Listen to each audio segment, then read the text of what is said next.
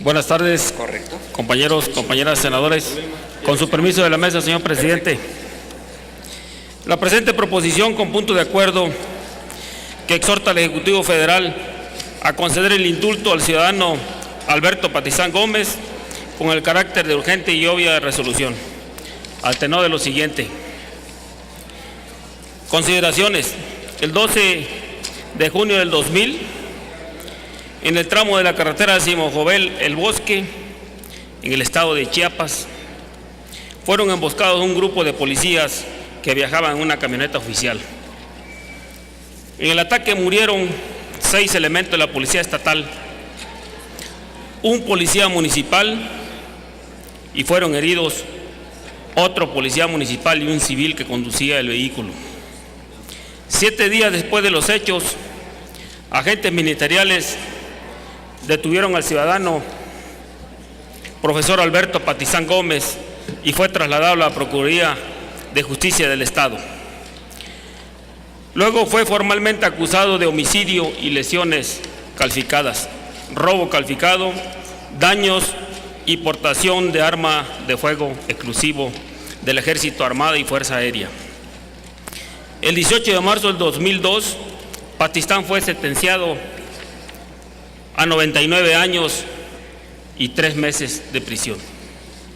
Entre agosto del 2002 y septiembre del 2012, Alberto Patistán recurrió a los instrumentos de la ley que le permite para apelar la sentencia. Sin embargo, el Tribunal Unitario ni el Tribunal Colegiado del 20º Circuito radicado en el estado de Chiapas tomaron en cuenta el cúmulo de irregularidades que presentaba el proceso instruido a Patistán. Como es del dominio público, el pasado 6 de marzo, la primera sala de la Suprema Corte de Justicia de la Nación votó en contra del proyecto presentado por la magistrada Olga María del Carmen Sánchez Cordero, que haría que la Suprema Corte reasumiera su competencia original para conocer y resolver el incidente de reconocimiento de inocencia promovido por la defensa de Alberto Patistán.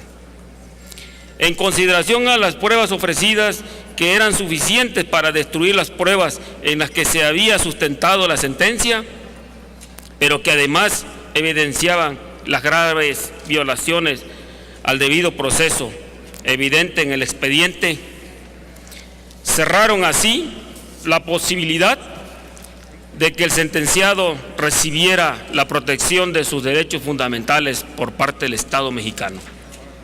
Por otra parte, debe decirse que los deudos de los policías asesinados deben recibir justicia por igual. Los responsables de este crimen deben ser sometidos a procesos conforme a derecho. Sobre este punto no debe admitirse ningún género de duda, ya que reconocemos que la procuración e impartición de justicia es una función fundamental del Estado y que el artículo 1 constitucional establece la perspectiva de la protección de los derechos humanos.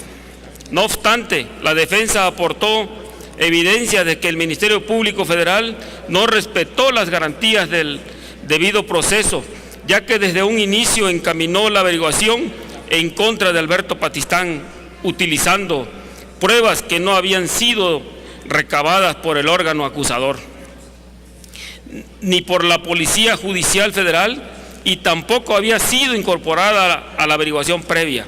Recurrió a pruebas que habían sido recolectadas de manera ilegal. La declaración del policía sobreviviente Belisario Gómez Pérez presentó contradicciones, practicó actuaciones violando el derecho a la presunción de inocencia y ordenó que le practicaran la prueba de reaccionato de sodio. Permitió que fungieran como defensoras personas que no acreditaban su cartera de abogados. Por su parte, el juez primero distrito tuvo una actuación diferenciada con respecto a los coacusados. En el caso Salvador López González, se respetó el debido proceso y de manera correcta desestimó las acusaciones que le realizó el testigo Rosenberg Gómez Pérez. por considerar que eran contradictorias. Incluso valoró de manera superficial las declaraciones de testigo de cargo, pasando por alto diversas contradicciones.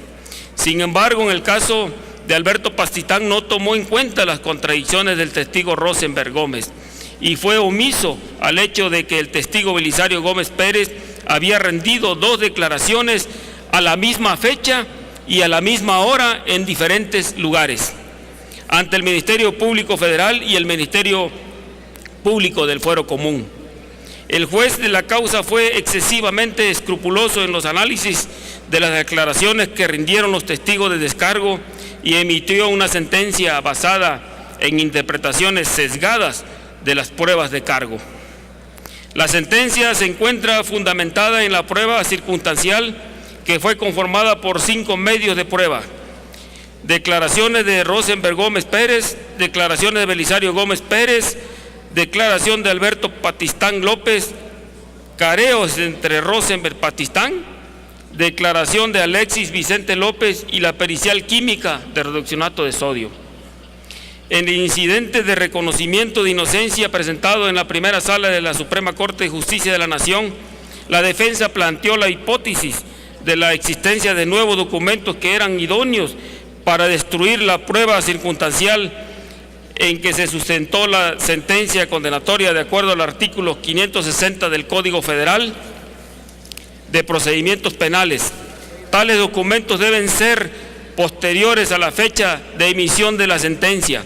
Al aceptar este argumento, los elementos de las pruebas circunstancial habrían perdido su secuencia armónica y por lo tanto su eficacia probatoria.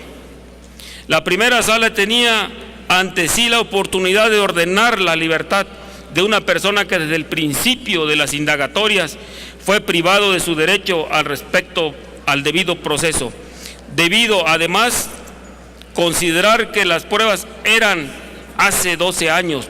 Con el paso del tiempo y a la luz de los nuevos criterios garantistas dejó de serlo, porque la forma en que fue recabada la información e incorporada al proceso vulneró los derechos fundamentales del profesor Alberto Pastistán.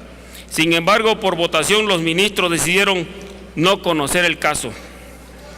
El profesor Alberto Pastistán es indígena tzotzil y al momento de su detención era director de un albergue indígena dedicado a la enseñanza elemental, y él es una de las activistas y líderes de la comunidad que buscaba transformar las condiciones de marginación y pobreza extrema que caracteriza a los indígenas en el país, pero especialmente caracterizada por las etnias del sur de México.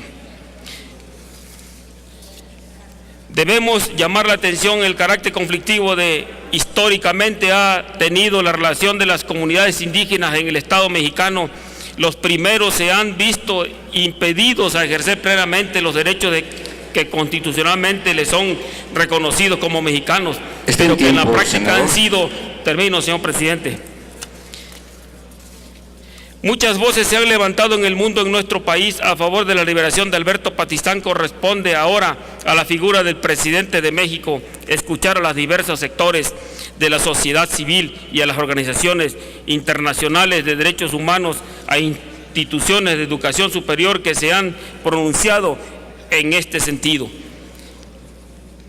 En tales relaciones, con puntos de acuerdo con el carácter urgente y obra resolución con los siguientes resolutivos. Único, el Senado de la República, con absoluto respeto a la división de poderes, exhorta al titular del Ejecutivo Federal, en base a las atribuciones que le confiere la Constitución Política de los Estados Unidos Mexicanos, en el artículo 89, en su fracción 14ª, le conceda el indulto al ciudadano Alberto Pastistán.